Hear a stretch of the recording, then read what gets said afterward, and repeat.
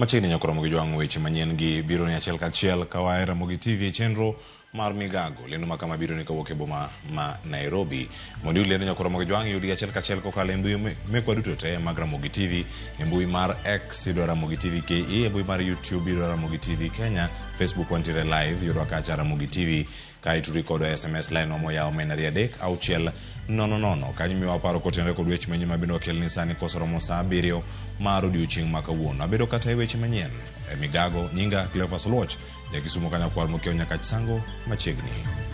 Nyasi mar alam ma kanyakla obagi odiechieng' ma kawuono e alap mano ma Muyega e kaunti ma Nyeri ne jopuonjre 21 manowito ngimagi e masira mar mach mano wang'o sikund primar ma Endarasha Hillside Academy. Gie thuolo ni nyaka sani nyakura Ramogi jwang ochiko kuom 21 dhi nyime kod chenro mag ngimagi iko nyithindgi e miere mopogore opogore. E nyasi no nyithindo maromo 21 manowito ngimagi kendo ne owang' kanyo iwacho nowito ngimagi kaka jochir kod chiwruok. En nyasi mano yuore kod jodito mopogore opogore mag sirkal kama oting'o jalup jatend piny Kenya Rigathi Gachagua.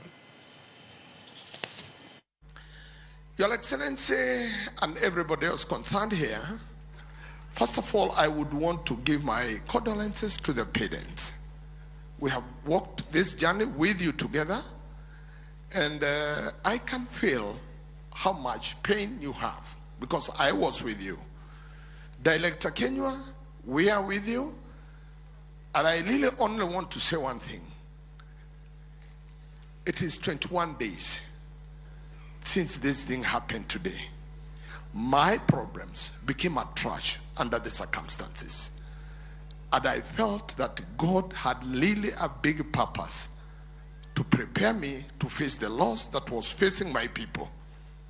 As the government, both at the national and county levels, we've made efforts to provide various support to the affected families. Other players, including governmental organizations, have also been very supportive. We will continue to give support as you send off your loved ones.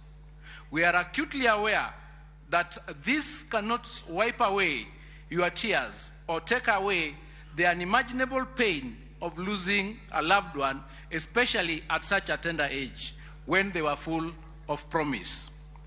In this difficult moment, I wish to encourage the bereaved families, and with a word from the book of Psalms 147, verse 3, and it says, God heals the brokenhearted and binds up their wounds. May the Lord give you comfort. It is difficult.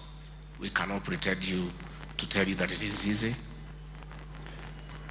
As the moderator said in his sermon, if it were possible, much as none of us welcomes death, but if it were possible, it's much better for parents to be buried by their children.